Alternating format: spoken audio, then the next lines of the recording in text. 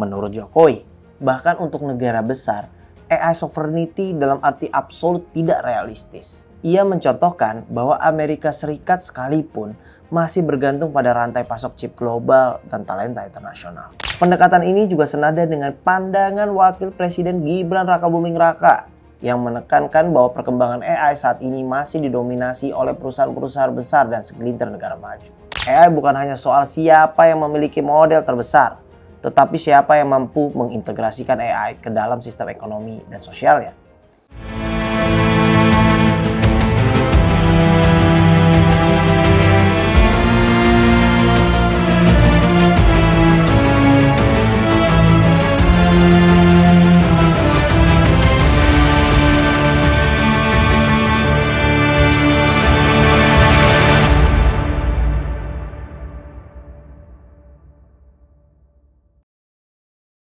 Isu kecerdasan buatan atau artificial intelligence hari ini bukan lagi sekedar isu teknologi. Ia sudah menjadi isu geopolitik, isu ekonomi, bahkan isu kedaulatan.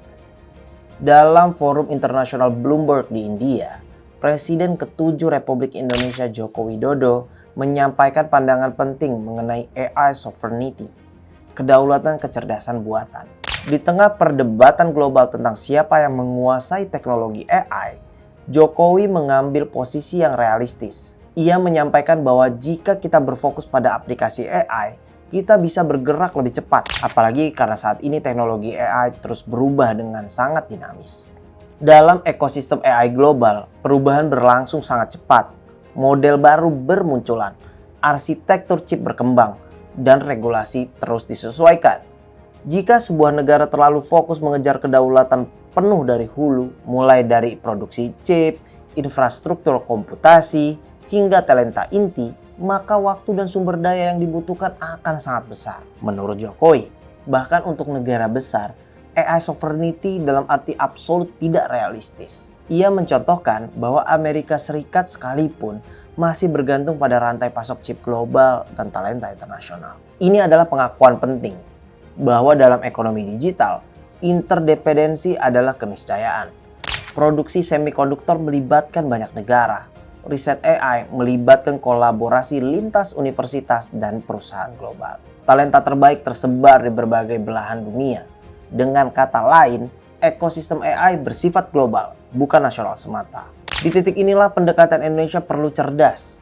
Alih-alih mengejar kedaulatan absolut yang mungkin sulit dicapai dalam waktu singkat, Indonesia bisa memperkuat posisi pada level aplikasi, mengembangkan solusi AI yang relevan untuk sektor pertanian, kesehatan, pendidikan, logistik, hingga pelayanan publik. Pendekatan ini juga senada dengan pandangan Wakil Presiden Gibran Rakabuming Raka yang menekankan bahwa perkembangan AI saat ini masih didominasi oleh perusahaan-perusahaan besar dan segelintir negara maju. Artinya, konsentrasi kekuatan teknologi memang sedang terjadi. Namun, Gibran tidak berhenti pada pengakuan tersebut. Ia mengajak rakyat Indonesia untuk membangun gerakan bersama agar tidak hanya menjadi konsumen teknologi digital, tetapi menjadi produsen. Ini adalah pesan strategis. Jika Indonesia hanya menjadi pasar, maka nilai tambah akan terus mengalir ke luar negeri. Namun jika Indonesia mampu membangun talenta, startup, pusat riset, dan ekosistem inovasi, maka kita bisa menciptakan nilai ekonomi di dalam negeri. Dalam konteks global, AI bukan hanya soal siapa yang memiliki model terbesar, tetapi siapa yang mampu mengintegrasikan AI ke dalam sistem ekonomi dan sosialnya. Negara yang mampu memanfaatkan AI untuk meningkatkan produktivitas UMKM, efisiensi birokrasi, ketahanan pangan, dan layanan kesehatan akan memperoleh lompatan daya saing. Forum Bloomberg di India menjadi panggung penting bagi Jokowi untuk menyampaikan bahwa Indonesia memilih jalur yang realistis dan strategis. Bukan mengejar simbol kedaulatan, tetapi membangun kekuatan nyata di sektor yang paling berdampak bagi rakyat. Realisme ini justru menunjukkan kedewasaan dalam membaca peta global. Dunia teknologi tidak lagi mengenal isolasi total.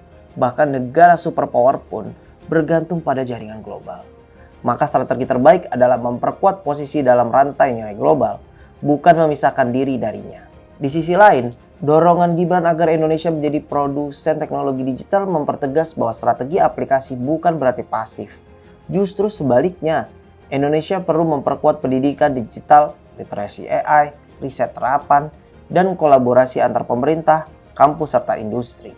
Gerakan bersama ini penting karena AI tidak hanya soal teknologi tinggi. Ia menyentuh banyak aspek, etika, regulasi, perlindungan data, hingga kesiapan tenaga kerja. Jika tidak disiapkan dengan matang, AI bisa memperlebar kesenjangan. Namun jika dikelola dengan tepat, AI bisa menjadi mesin pemerataan.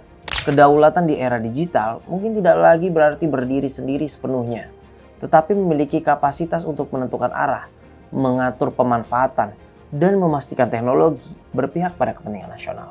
Dengan demikian, pernyataan Jokowi di forum internasional dan ajakan Gibran di dalam negeri membentuk satu benang merah. Indonesia harus cerdas membaca realitas global, sekaligus ambisius membangun kekuatan domestik. Kita mungkin belum memproduksi chip tercanggih, namun kita bisa menciptakan solusi AI untuk petani, nelayan, UMKM, dan pelajar. Kita mungkin belum memiliki model bahasa terbesar di dunia, tetapi kita bisa membangun aplikasi yang memahami konteks lokal Indonesia. Di era kecerdasan buatan, kedaulatan bukan hanya soal teknologi, tetapi soal kemampuan mengendalikan arah pemanfaatan demi kepentingan rakyat. Dan melalui forum global serta gerakan nasional, pesan itu menjadi jelas. Indonesia tidak ingin tertinggal. Indonesia ingin terlibat, beradaptasi, dan perlahan membangun posisinya dalam peta teknologi dunia. Bukan sebagai penonton, bukan hanya sebagai konsumen, tetapi sebagai bagian aktif dari masa depan digital global.